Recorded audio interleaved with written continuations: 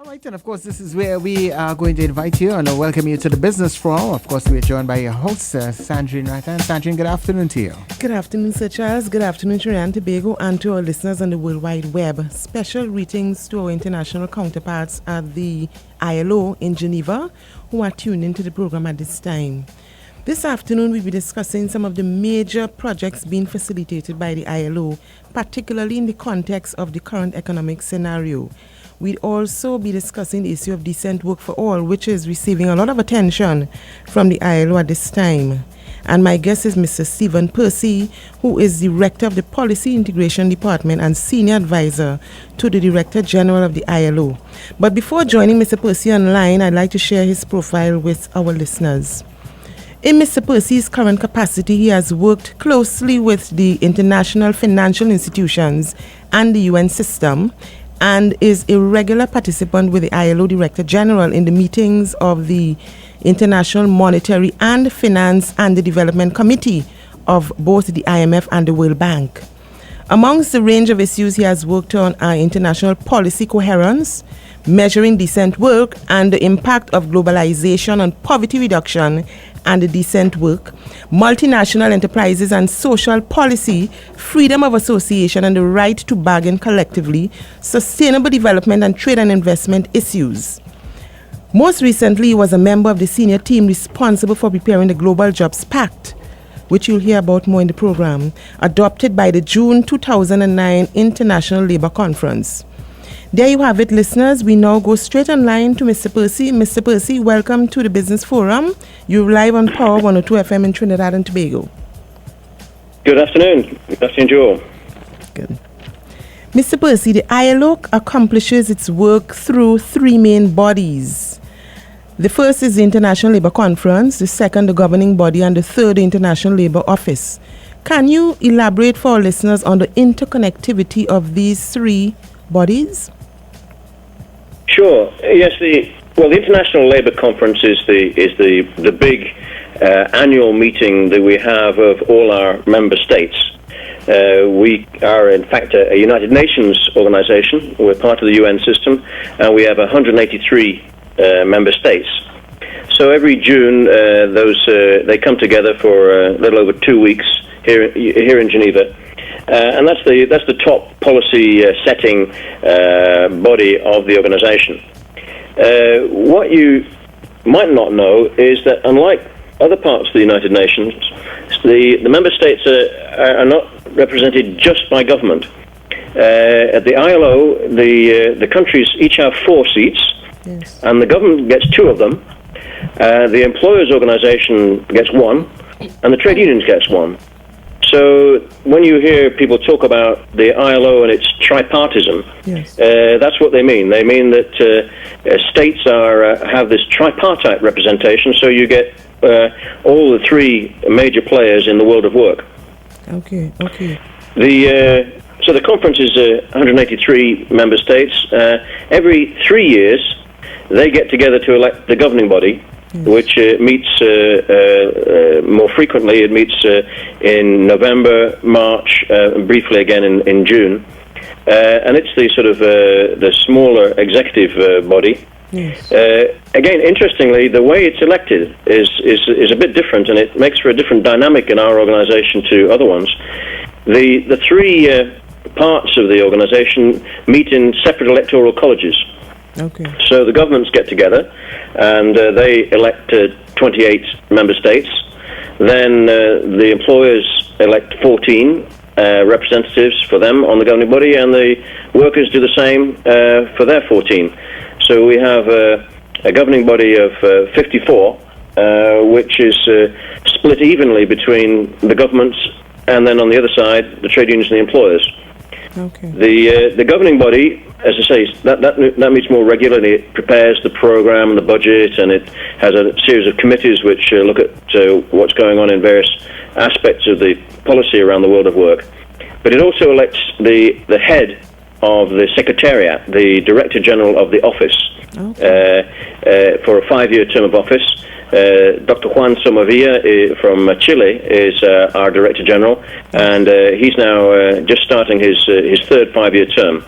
Okay. And he runs the office. and I work for him, and through him for the governing body and the conference. And we prepare the papers that they discuss, and then we try to help them take the actions that they decide on. So I think that's a quick overview of how we operate. Excellent, excellent. In 1998, a declaration was adopted committing member states to respect and promote principles and rights in 4 categories, which to my mind are not only relevant, but indeed critically important in the working environment. But what was the thinking, Mr. Persey, behind the formation of this declaration in the context of the global functions of the ILO? Yeah, well, it's very interesting. In 1998, we'd had it's like it's the beginning of the globalization era. Everybody debates exactly when you can say that globalization started, but by the late 1990s, I think everybody realized we were into a new phase. Yes. And one of the important things was to try and work out, was there a set of really basic, of really fundamental rights at work that all countries should observe? Yes. I'll just, if I may, just briefly fill the listeners in on an important aspect of how the ILO functions, yes. And that is we have international labour standards. We call the main ones are called conventions. We also have other ones called recommendations. But the conventions are international treaties which are negotiated over a 2-year period at our International Labour Conference, and they cover a wide range of issues. And once they've been adopted by the conference, they're open to member states to ratify. Yes. What ratify means is that each state, through the Parliament or the Congress or whatever the legislature is, agrees to follow the principles in law and in practice. Okay. So if you ratify an ILO convention, you're supposed to take it into your law and then make sure it's practiced. Now that's rather a powerful instrument, and we have a big corpus of international labour standards, which in essence form the backbone of the labour law systems of a large number of countries around the world. Yes. But in that package of standards, the 1998 conference identified 4 areas which they felt were really absolutely fundamental and basic that all countries should be aiming to observe. Yes. And they cover freedom of association, that's the right of workers and employers to organize and to bargain collectively. Yes. It covers also forced labor. That's the prevention, if you like, of slavery and other forms of forcing people to work by menace. It covers child labor. That is work by children under the age of 15, or in certain circumstances of hazardous work, certainly under the age of 18. Yes. And finally, it's the area of discrimination, equal pay for equal work and equal opportunity at the workplace. So those 4 areas of standard setting were regarded, if you like, as underpinnings for a global economy. Yes. These were things that countries all around the world should respect. Yes. And it was adopted by acclamation, and they've become really some reference points for the way workers should be treated in the global economy. Excellent. We find them referenced by companies in their codes of conduct. We find them referenced in all sorts of intergovernmental documents. Sometimes they're called core labour standards. It's another phrase that's used to describe them. And perhaps one can think of them as, if you like, the fundamental freedoms that you need to be able to work in a free labour market. Yes. Mr. Persey, please hold your thoughts while we take a short break. When we return, we will be discussing some of those principles, and as well as the Global Jobs Pact and the issue of decent work for all. Please hold on the line.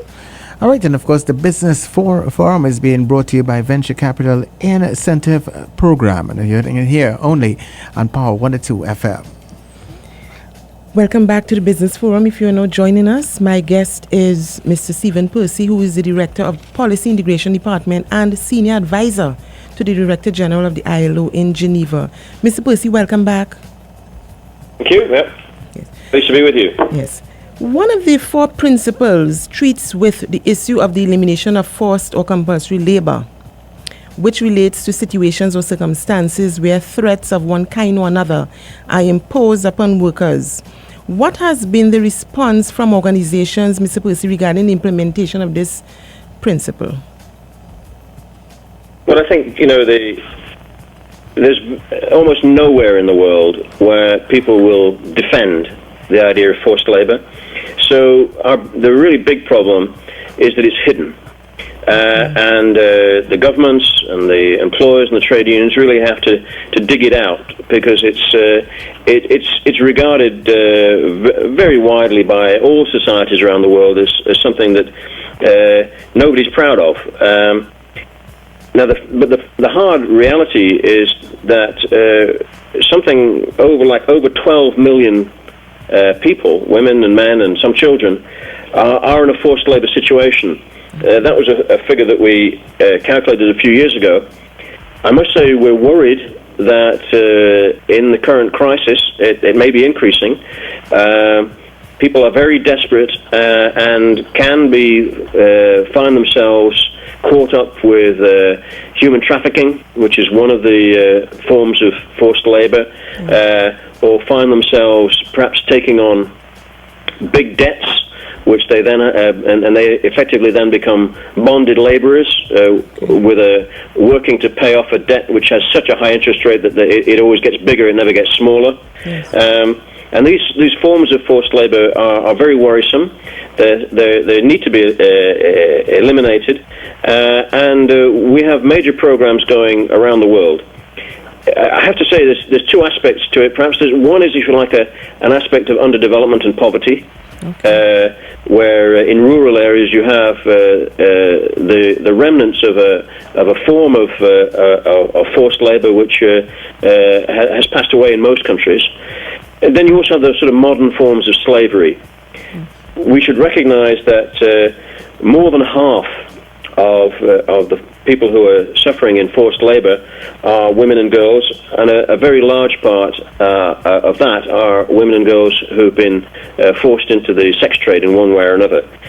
So this is a huge problem. We find that governments and employers and workers' organizations across the world are ready to tackle it. But it has to be a very determined effort, because there are a lot of criminal and tough people involved in this who do their best to hide what's going on, and it needs a courageous and determined effort by all countries to eradicate this scourge. Yes.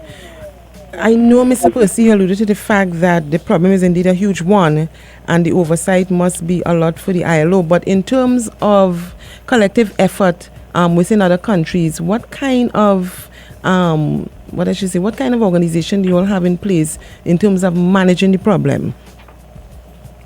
Well, the basic mechanism we have is through the states. We have a regular review every 4 years with our member states as to what's happening, what's being done to make sure that laws are applied. We're able, for example, from time to time, to mobilize some development assistance to help countries to deal with this. There are all sorts of ways forward. Perhaps I might give you an example. In Brazil, and not so far from you, the government and the social partners there are very worried about forced labor in some of the rural areas. Yes.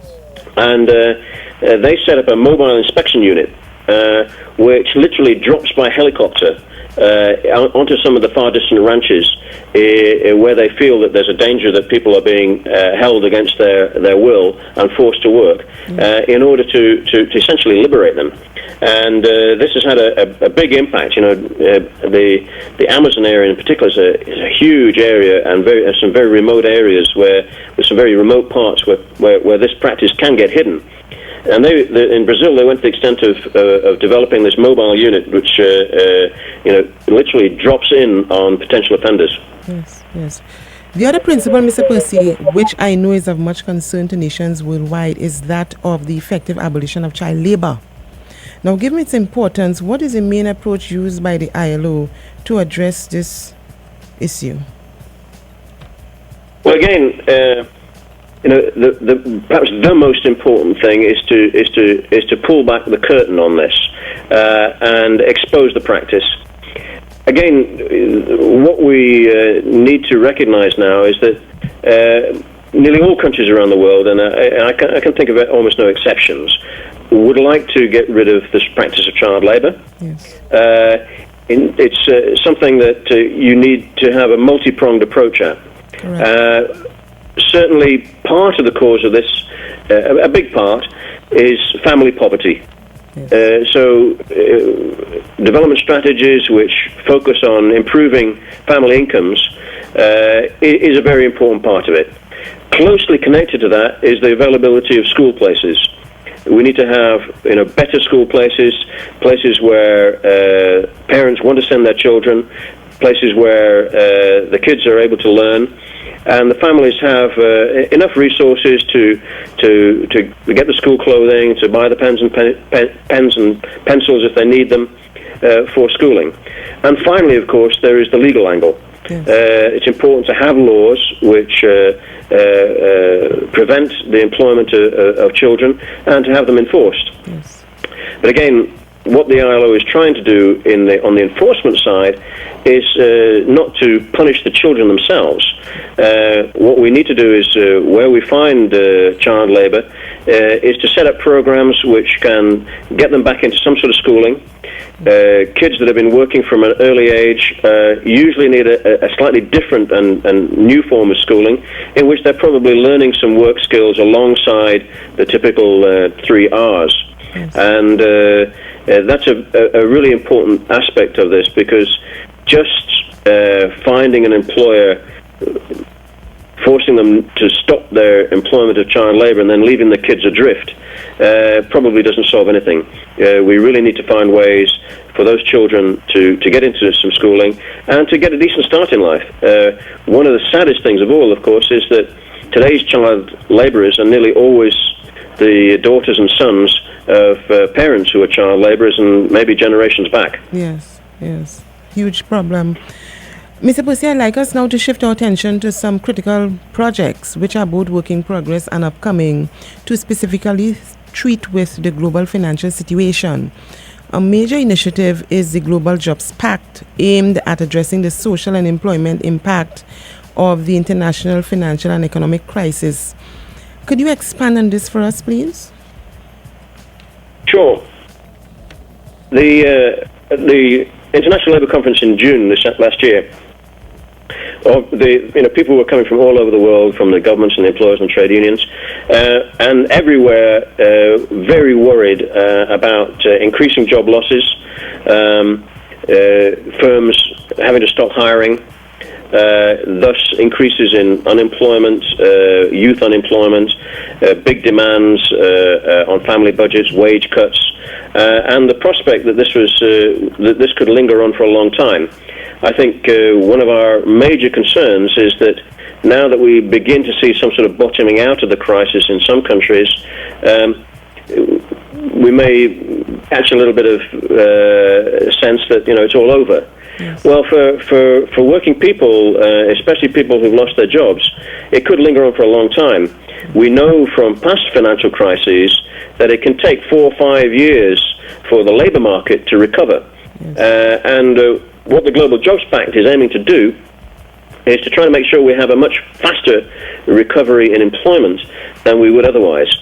There is a risk, a very severe risk, that we'll have an immense social scarring, that the progress that we've made in poverty reduction around the world will be set back, and that societies, communities will be scarred, literally, and developing all the sort of social problems that come from large-scale unemployment, and not be able to improve investment and production. The main components of the Global Jobs Pact correspond to our decent work agenda. That's employment and enterprise development, social protection, yes, pensions, unemployment, healthcare, minimum wages, social dialogue, and by that we mean the bargaining relationship between employers and trade unions, the role of labour law, labour inspection systems, yes, and finally our rights system, which underpins everything. So we've developed this approach. It's, in a sense, it's a packaging together of policies that we know work. We know that these policies can help labour markets to recover. The important thing now is to put a lot of emphasis on them, try to get them packaged together in an integrated way, and to connect them to the wider effort to deal with the crisis. Yes. We know that, for example, there's going to have to be a lot of investment in new production and energy technologies to stave off the risk of climate change. Well, a lot of good jobs can be there, but we need to make sure we've got the people trained up for them. Okay. Likewise, the finance sector, we're concerned to ensure that as we re-regulate the finance sector, prepare for a new way of running the finance sector, that it is a service to the real economy, that it's ensuring that sustainable enterprises get the investment resources that they need to create decent work. Yes. Mr. Persey, this leads me directly to the next issue, which has to do with another major initiative being facilitated by the ILO, which is decent work for all. If you could expand on that for us, please, because I know that is receiving a lot of attention by the ILO at this time. Surely. Well, the basic idea here is that most people in the world already work quite hard, and since they don't need more work, what they need is better work. They need work that is more productive and that can improve their earning power. Now, this is the case almost wherever you look, but it's certainly the case for that almost a half of the world's working population who are in poverty or on the fringes of poverty. So decent work is very much a development agenda. It's one which is based on those 4 pillars that I mentioned. Yes. You can't have decent work if you have no work. Mm-hmm. So we have to be very conscious of the importance of employment generation. Yes. And to have employment, you need an employer. So we're also very concerned to ensure that employers, especially the smaller employers, are able to operate and generate good work. We also connect the idea of work to what happens if you lose work.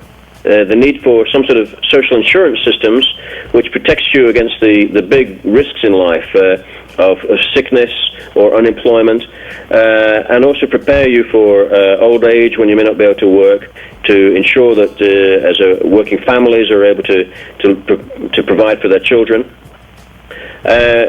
Underlying that, we need to have some sort of floor.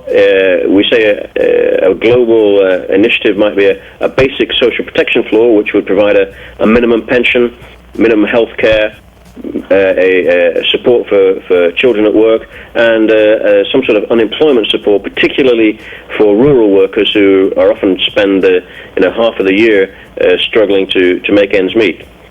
So together with the social institutions that make that happen, like labour inspection systems, like collective bargaining, the legal underpinnings for a properly functioning labour market, that makes up our idea of decent work. It's an effort to get rid of things like discrimination, to ensure that people have some security and opportunity. It's caught on very widely.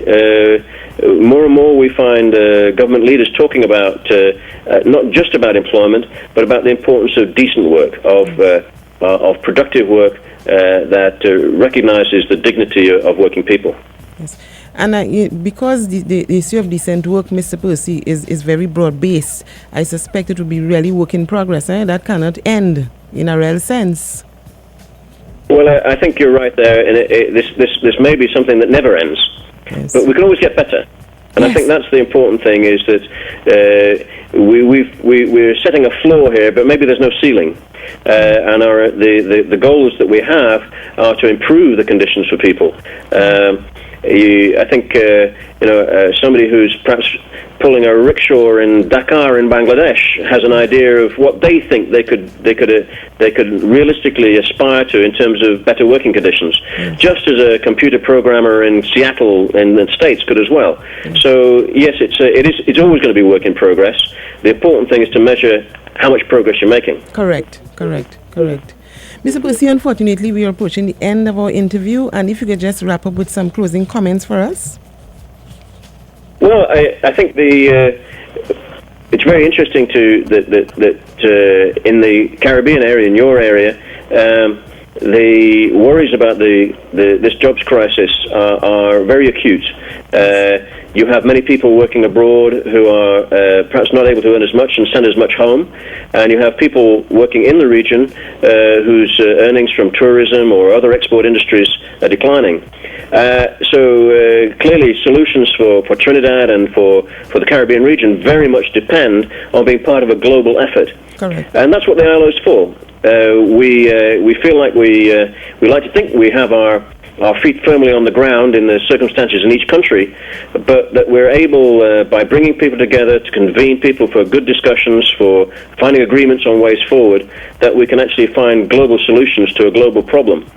So I think if I could leave your listeners with that thought, is that in today's globalization world, we need to make these global institutions work, but we must never lose touch with what's happening on the ground. And I think collective effort is the key. I beg your pardon, I missed that one. No, I said I'm sure collective effort is the key. Absolutely, and it is quite possible to generate. I mean, the amount of agreement that we've seen recently, for example, I think many of your listeners would have noticed and heard about the Pittsburgh G20 summit, which really had a major focus on the employment crisis, not just the financial crisis. I think government leaders from around the world are becoming acutely aware that they don't want to be the leaders of a jobless recovery, and unless we really start getting our act together, that is a serious risk that we could be facing a long period of labour market distress with all the deep problems that can cause. We need to counter that. No, we need to do it together. Correct.